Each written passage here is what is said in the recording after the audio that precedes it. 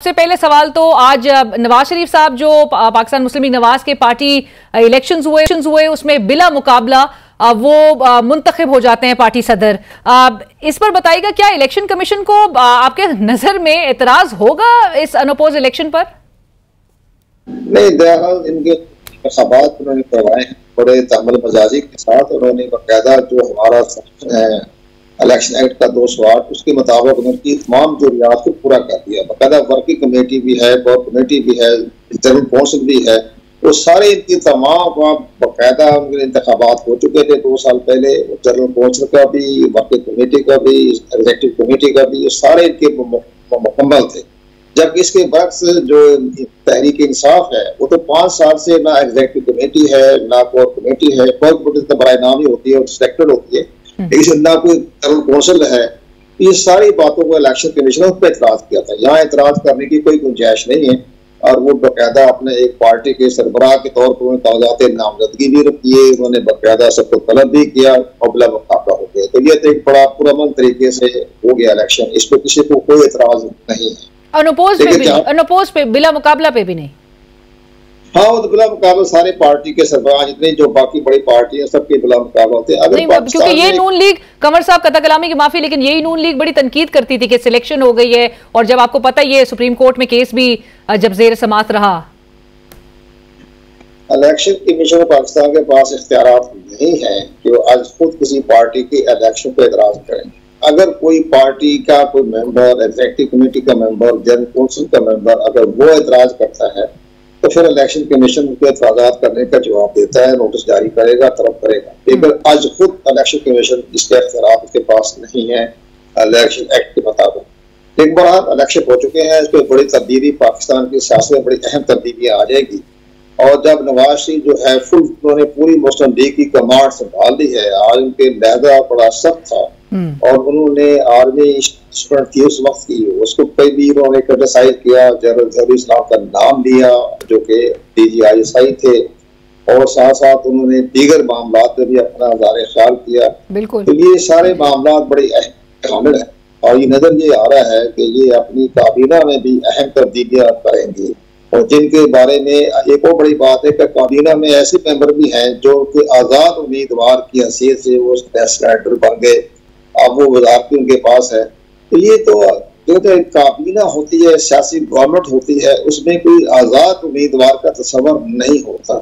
ये सिर्फ आज़ाद उम्मीदवार हुए थे 2008 में, जबकि नजरिया जरूरत के तहत सरदार रजा ने मुस्लिम लीग के वो अरकान को तस्लीम कर लिया था जिनको नवाज शरीफ पे टिकट जारी कर दिया था, दस्तखत कर दिए थे, लेकिन साकिब अली साहब ने उसको नामजद करार दे दिया। उस वक्त उनको भाई 5-6 जो थे वो आज़ाद उम्मीदवार के तौर पर सेनेटर बन गए थे, वो भी नजरिया जरूरत के तहत सिर्फ 2018 तक। अब ये हमारे जो मौजूदा सिस्टम में जो आज़ाद उम्मीदवार है उनको किसी न किसी पार्टी में ज्वाइन करना पड़ेगा। और हमारी इतला के मुताबिक नवाज शरीफ साहब ने बड़ी गहरी नजर रखी हुई है और उनका ख्याल यही है कि मैं अपना काबीना के अंदर भी अहम तब्दीलियां आएंगी। और मुझे नजर आ रहा है कि राना सनाउल्लाह को ये 6 महीने के लिए कानून में आर्टिकल 91 में इस चीज की इजाजत देता है कि वो 6 महीने के लिए मुकम्मल तौर पर वजीर हलफ याफ्ता वजीर बन सकते हैं। वो वजीर बन जाएंगे, कोई भी उनको महकमा मिल जाएगा। बाद में जो इलेक्शन ट्रिब्यूनल के तहत एक आधी सीटें खाली होंगी 4-5, उसमें किसी को उनको इलेक्ट करा। ये बड़ा अहम इंटरेस्टिंगली वैसे कमर साहब, आपने नून लीग के अंदरूनी मामलात में बड़ी गहरी नजर रखी हुई है।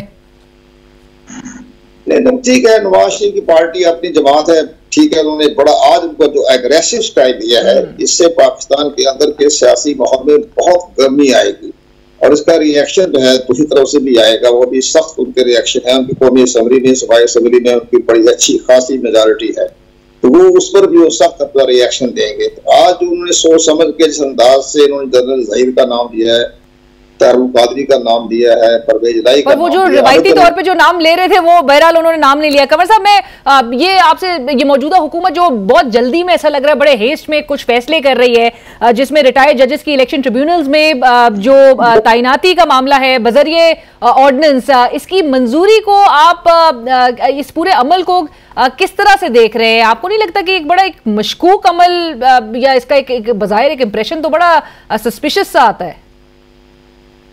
देखिए जी, आज योम तकदीर के हवाले से आज जो तकरीर की है वो योम तकदीर के हवाले से उसकी निस्बत बनती नहीं थी। वो आज पूरे इंडिया को ललकार थे, पूरी ताकत के साथ इंडिया को ललकार थे और कश्मीर के बारे में बहुत बुलंद आवाज उठाते हैं कि हम योम तकदीर वैसे नहीं मना रहे, हमने कश्मीर की आज़ादी भी देखनी है, फलस्तीन की आवाम को भी देखना है।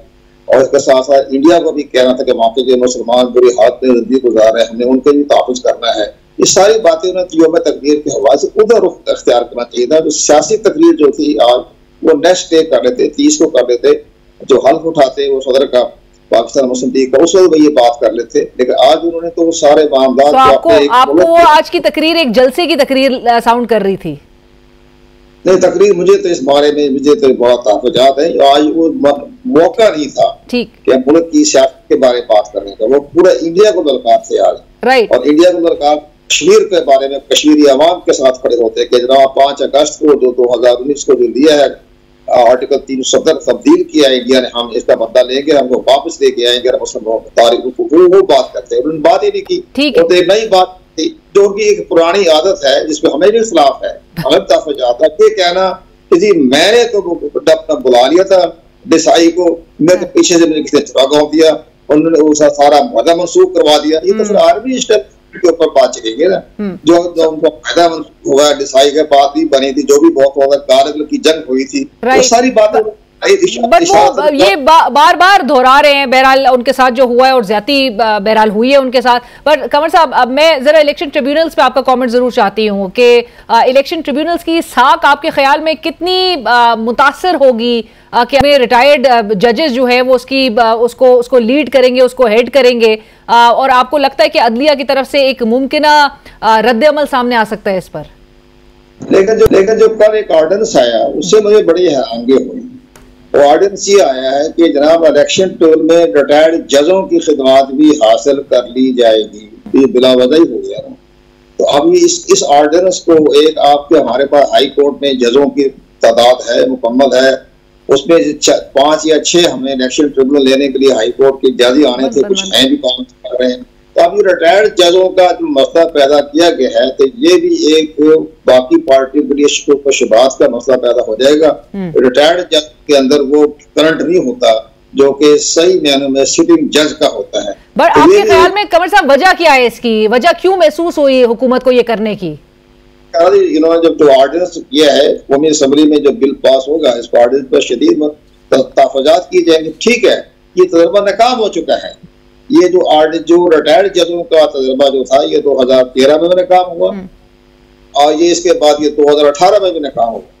इसके बाद इसलिए कि रिटायर्ड जजों ने फैसले नहीं किए, लेकिन इसके बाद जो 2018 के बाद जो इलेक्शन हुआ उसके अंदर इन्होंने हाई कोर्ट के रिटायर्ड जज भी दिए, हाई कोर्ट के सिटिंग जज दिए, उन्होंने फैसले दुरुस्त किए, बड़े अच्छे फैसले भी आ गए।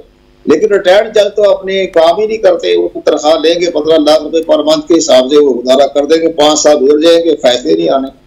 कमर साहब, आपको लगता है कि मौजूदा जो अदलिया का मूड देखते हुए भी इस हुकूमत को ये परहैप्स एक डर, ये खौफ फील हो रहा है कि शायद फॉर्म 47 का फैसला और जो सर्विंग जजेस जो है वो कर रहे होंगे, सो उसको ज्यादा उसके खौफ से इन्होंने ये मूव की है? नहीं, देखो पहली बात यह है कि रिटायर्ड जज के मामले में ये जो एक ऑर्डर अचानक आ गया, ये पहले ऑर्डर लेना जब ये इलेक्शन 2024 के इलेक्शन हो गए थे 8 फरवरी के बाद, ये 3 महीने तक इंतजार करने की जरूरत थी। ये महसूस करते कि हमारे इलेक्शन ट्रिब्यूनल पूरे मुकम्मल नहीं हो रहे, तो उस वक्त जारी करके अपने इलेक्शन ट्रिब्यूनल मुकम्मल कर लेते। अब ये मुकम्मल नहीं हुआ, अभी रिटायर्ड जज आएंगे, बार में इश्तिहार आएगा, तो इंटरव्यू होंगे, इसके बाद तो हाई कोर्ट के चीफ जस्टिस की मंजूरी आएगी, तो बात गुजर गई। और कमर साहब, अदलिया इस पे रिएक्शन दे सकती है? ये ऑर्डिनेंस चैलेंज हो जाएगा, ऑर्डिनेंस चैलेंज हो जाएगा, इसलिए ऑर्डिनेंस चैलेंज हो जाएगा कि इसका मामले में जरूरत नहीं थी इसकी। अब ऑर्डिनेंस की जरूरत क्या थी?